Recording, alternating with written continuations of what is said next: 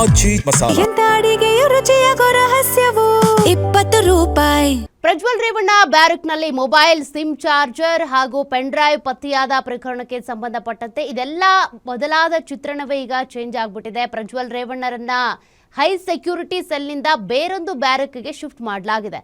ಇನ್ನು ಸೊಳ್ಳೆ ಗೊರಕೆ ಕಾಟಕ್ಕೆ ಹೈರಾಣಾದ್ರೆ ಕಜ್ಜಿ ಕಾಯಿಲೆ ಆತಂಕದಲ್ಲಿ ಪ್ರಜ್ವಲ್ ವಿಲವಿಲ ಅಂತಿದ್ದಾರೆ. ಆ ರಿಪೋರ್ಟ್ ಇಲ್ಲಿದೆ.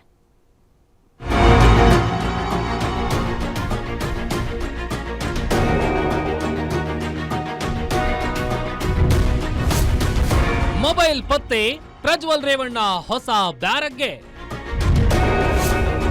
ಸೊಳ್ಳೆ ಕಾಟ, ಗೊರಕೆ ಸೌಂಡು, ದುರ್ವಾಸನೆಗೆ ಕಂಗಾಲು. ರೇಪ್ ಕೇಸ್ನಲ್ಲಿ ಜೈಲು ಅನುಭವಿಸ್ತಿರೋ ಪ್ರಜ್ವಲ್ ಜೈಲಿನಲ್ಲೂ ಕೂಡ ಜಾಲಿಯಾಗಿದ್ದಾನೆ. ಮೊಬೈಲ್ ಯೂಸ್ ಮಾಡಿಕೊಂಡು ಸಿಕ್ಕವರ ಜೊತೆ ಮಾತಾಡ್ಕೊಂಡು ಎಂಜಾಯ್ ಮಾಡ್ತಿದ್ದ ಪ್ರಜ್ವಲ್ ಈಗ ಮತ್ತೆ ನರಕ ಕೂಪಕ್ಕೆ ಹೋಗೋ ಟೈಮ್ ಬಂದಿದೆ.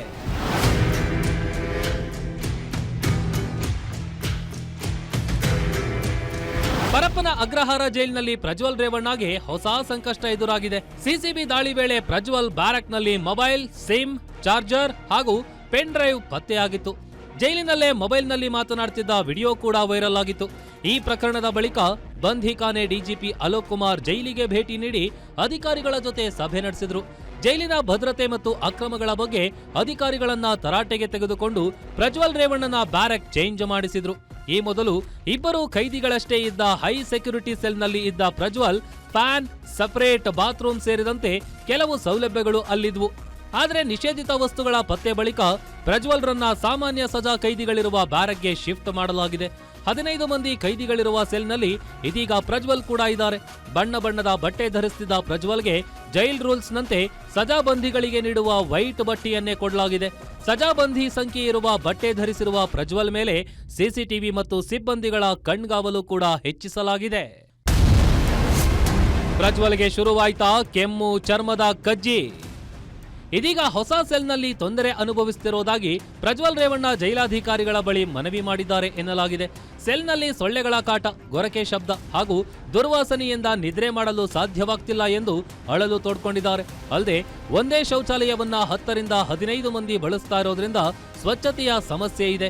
ಕೆಲ ಸಹಬಂದಿಗಳಿಗೆ ಕೆಮ್ಮು, ಚರ್ಮದ ಕಜ್ಜಿ ಸೇರಿದಂತೆ ಅನಾರೋಗ್ಯದ ಸಮಸ್ಯೆಗಳಿದ್ದು ಸೋಂಕು ಹರಡುವ ಭೀತಿಯೂ ಇದೆ ಎಂದು ಜೈಲಾಧಿಕಾರಿಗಳ ಬಳಿ ಪ್ರಜ್ವಲ್ ಮನವಿ ಮಾಡಿದ್ದಾರೆ ಎನ್ನಲಾಗಿದೆ.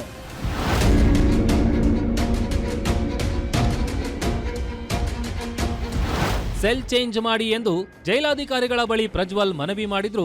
ಸದ್ಯಕ್ಕೆ ಬ್ಯಾರಕ್ ಬದಲಾವಣೆ ಸಾಧ್ಯವಿಲ್ಲ ಅಂತ ಅಧಿಕಾರಿಗಳು ಸ್ಪಷ್ಟಪಡಿಸಿದ್ದಾರೆ ಎಂದು ಜೈಲ್ ಮೂಲಗಳಿಂದ ಮಾಹಿತಿ ತಿಳಿದು ಬಂದಿದೆ. ನಿಷೇಧಿತ ವಸ್ತುಗಳ ಪತ್ತೆ ಪ್ರಕರಣದ ಬಳಿಕ ಕೈಗೊಂಡಿರುವ ಕ್ರಮದ ಭಾಗವಾಗಿಯೇ ಪ್ರಜ್ವಲ್ ಅವರನ್ನ ಸಾಮಾನ್ಯ ಸಜಾ ಕೈದಿಗಳಿರುವ ಬ್ಯಾರಕ್ಗೆ ಶಿಫ್ಟ್ ಮಾಡಲಾಗಿದೆ. ಹೀಗಾಗಿ ಸದ್ಯ ಅದೇ ಸೆಲ್ನಲ್ಲಿ ಪ್ರಜ್ವಲ್ ಮುಂದುವರಿಯಬೇಕಿದೆ. Ambareesh Thimmegowda, Guarantee News, Anekal.